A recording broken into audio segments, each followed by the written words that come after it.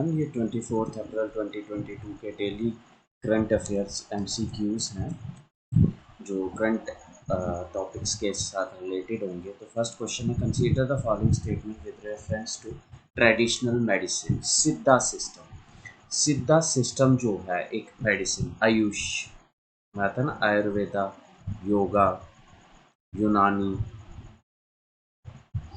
सिद्धा, होम्योपैथी, तो ये बात कर रहे हैं हम सिद्धा सिस्टम की। तो फर्स्ट पॉइंट बोल रहा है कि सिद्धा सिस्टम जो है ये प्रीडोमिनेटली फॉलो होता है तमिलनाडु और केरला में। दूसरा, एक सोवा रिगपा सिस्टम है, ये लेह लद्दाख में देखने को मिलेगा और हिमालयन रीजन में देखने को मिलेगा आपको। तो आपने बताना है कि इन दोनों में से कौन सी स्टेटमेंट ठीक है। तो दोनों ही स्टेटमेंट्स ठीक है। सिद्धा सिस्टम तमिलनाडु केरला में मिलता है और सोवा रिगपा सिस्टम जो है ये लेह लद्दाख और हिमालयन रीजन में मिलता है। ओके, तो which of the following statements given our both one and two are correct statements. Next आ जाता है अगस्तर। अगस्तर को बोला जाता है फाउंडिंग फादर, सिद्धा मेडिसिन के फाउंडिंग फादर बोला जाता है अगस्तर। और ये कहाँ पे मिलती है? ये तमिलनाडु और आपको केरला में पाई जाती है वाली मेडिसिन। और एक है यूनानी सिस्टम। यूनानी सिस्टम कहाँ से ओरिजिनेट हुआ? ये ग्रीस से ओरिजिनेट हुआ। नेक्स्ट आता है 40th एडिशन हुनर हाथ। हुनर हाथ क्या हुआ? हाथ की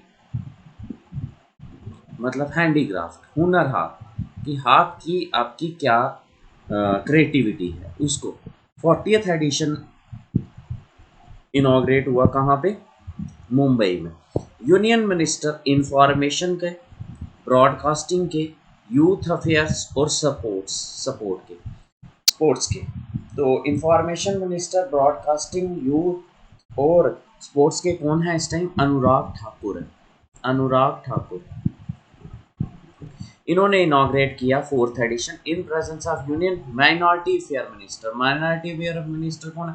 मुख्तार अब्बास नकवी। तो ये 2 पॉइंट याद करने हैं आपने। फर्स्ट पॉइंट है कि information, broadcasting, youth and sports minister कौन है? अनुराग ठाकुर। दूसरा, union minister of minority affairs कौन है? मुख्तार अब्बास नकवी। और तीसरा क्वेश्चन है कि 40th एडिशन हुनर हाथ का कहाँ पे हुआ? कहाँ पे हुआ? मुंबई में हुआ है। ठीक है, 40th एडिशन। और इसमें क्या? हुनर हाट टू प्रमोट, मतलब स्वदेशी प्रोडक्ट्स को प्रमोट करने के लिए हेल्ड हुआ। ये MMRDA ground Bandra Kurla complex in Mumbai में हुआ। ठीक है, ओके, गॉट इट। तो नेक्स्ट आ जाता है which are the following are the benefits of parboiled rice. तो पर बॉइल्ड राइस क्या है? राइस की वेराइटी है। तो इससे क्या हो जाता है? राइस टफर हो जाता है, मतलब उसको इन्फेक्शन लगने के चांसेस कम हो जाते हैं। ठीक है, this reduce the chance of rice kernel breaking during milling. जब मिल से निकाल रहे होते हैं तो राइस कर्नल उसका ब्रेक नहीं होता है। नेक्स्ट, पैरा बॉइल्ड राइस जो है इससे न्यूट्रेंट्स भी बढ़ जाते हैं, न्यूट्रेंट वैल्यू बढ़ जाती है, मतलब रफेज जो होती है वो निकल जाती है। और हाइयर रेजिस्टेंस होता है इंसेक्ट्स एंड फंजाई का। तो तीनों ही स्टेटमेंट्स क्या हैं? ठीक है, लेकिन इसकी जो खुशबू होती है वो कम हो जाती है। ठीक है, जो बॉइल्ड। तो which of the above was correct? ठीक है, तो which of the following is not correct पूछा। तो तीनों स्टेटमेंट्स क्या आ रही हैं? करेक्ट आ रही हैं। इसका मतलब none of the above is incorrect. तो डी पार्ट आ जाएगा। रिसेंटली सेंटर ने अनाउंस किया।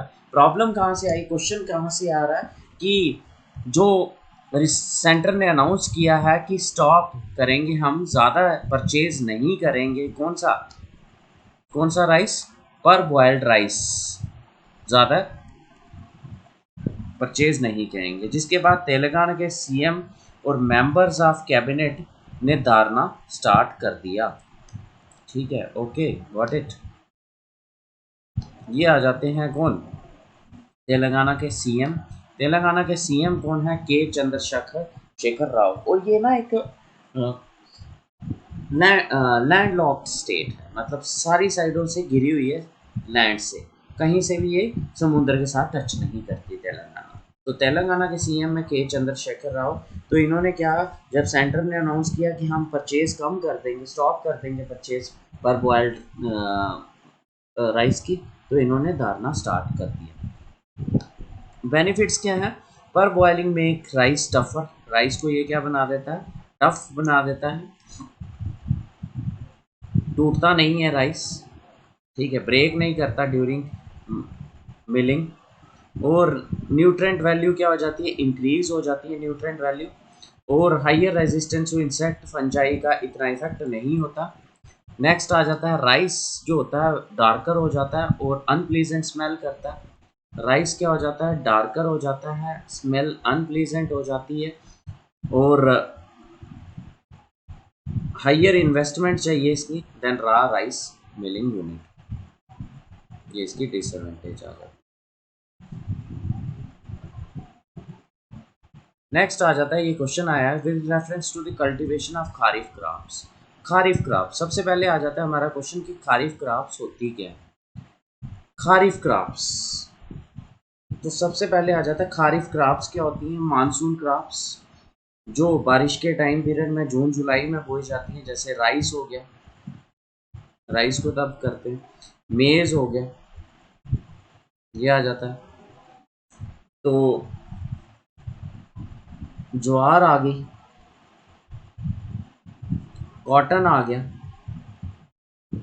शुगर केन आ गई, और कौन सी? ऑयल सीड आ गई। तो ये आपने याद करनी है कि ये कौन सी है?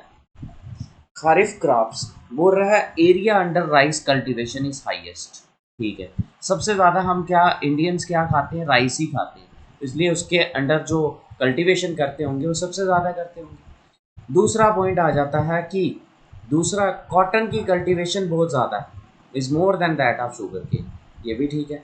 तीसरा पॉइंट आ जाता है कि शुगर केन कल्टीवेशन है steadily decreased. Sugar cane cash crop है, जिसको क्या करता है किसान? बेचता है, ठीक है। तो और दो दो बार, दो दो सीजन निकाल देती है शुगर केन, तो इसकी शुगर केन की कल्टीवेशन डिक्रीज नहीं हुई है, क्या हुई है? इंक्रीज हुई है, ठीक है। तो इसका मतलब फोर्थ स्टेटमेंट क्या है? गलत है। तो सही स्टेटमेंट कौन सी है? 1 and 3। तो इसका आ जाएगा विच of the statement given above is correct, तो इसका आंसर आ जाएगा ए पार्ट, ओके।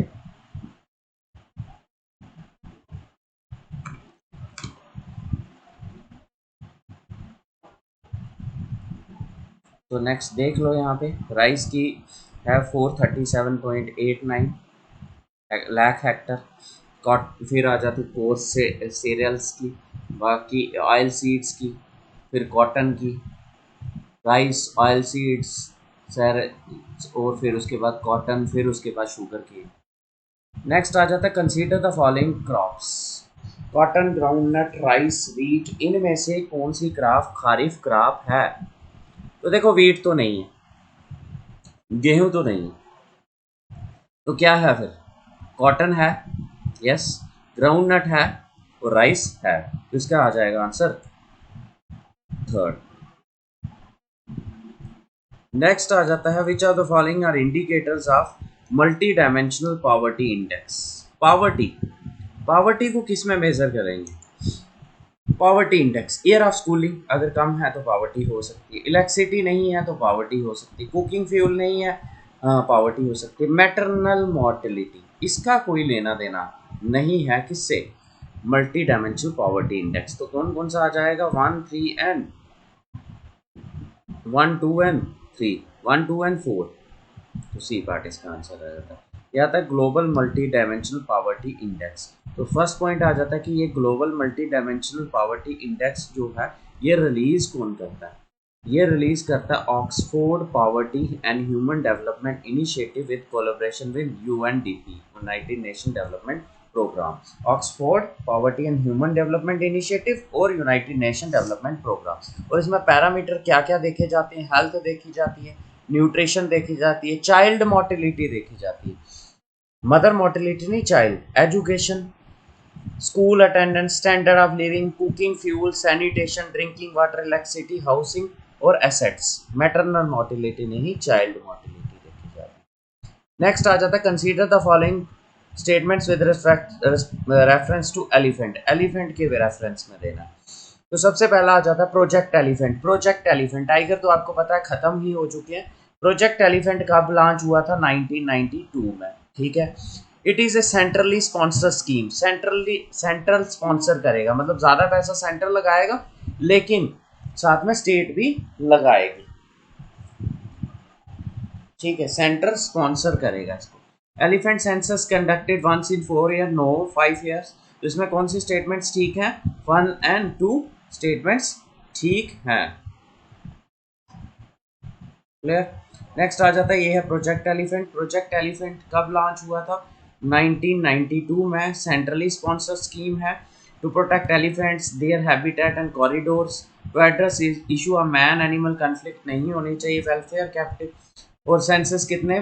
5 ईयर में।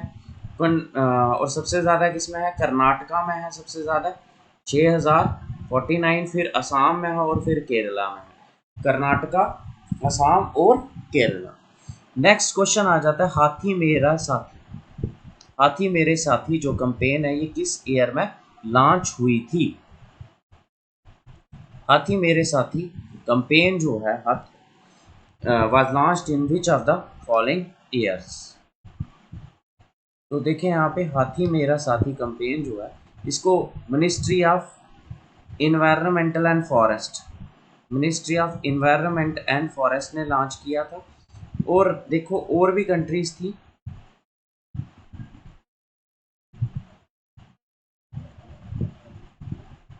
और भी countries campaign was launched at the elephant 8 minister है। 2011 में लॉन्च हुई थी ये एलिफेंट 8। लॉन्च किसने की थी ये? हाथी मेरा, launched by ministry of environment and forest, इसके साथ in partnership with wildlife trust of India. Eight कहाँ पे? एलिफेंट 8 मिनिस्ट्रल मीटिंग हुई थी held in Delhi in 2011। E8 8 countries कौन कौन सी थी? India, Botswana, republic of Congo, Indonesia, Kenya, Sri Lanka, Tanzania और थाईलैंड। तो देखो हमारे एशिया में से कौन कौन सी आ जाती है? इंडिया, इंडोनेशिया, श्रीलंका और थाईलैंड। 4 इंडिया में से, 4 एशिया में से, 4 अफ्रीका में से कौन कौन सी? बोत्सवाना, कॉन्गो, कीनिया और तंजानिया। हाथी मेरा साथी कैंपेन कब लॉन्च हुई थी? 2011 में लॉन्च हुई थी। As of now which of the following countries on the list of state sponsor of terrorism by USA? तो स्टेट स्पॉन्सर ऑफ टेररिज्म कौन कौन सी है? ईरान है, नॉर्थ कोरिया, सीरिया, अफगानिस्तान नहीं है, तालिबान है लिस्ट में लेकिन अफगानिस्तान नहीं है लिस्ट में, ठीक है। तो कौन सा आ जाएगा? 1, 2 एंड 3, ईरान, नॉर्थ कोरिया और सीरिया। और साथ में कौन सी कंट्री भी है? क्यूबा। ये कंट्रीज हैं लिस्ट ऑफ किसमें? State sponsor terrorism. Okay, thanks a lot for listening. जय हिंद।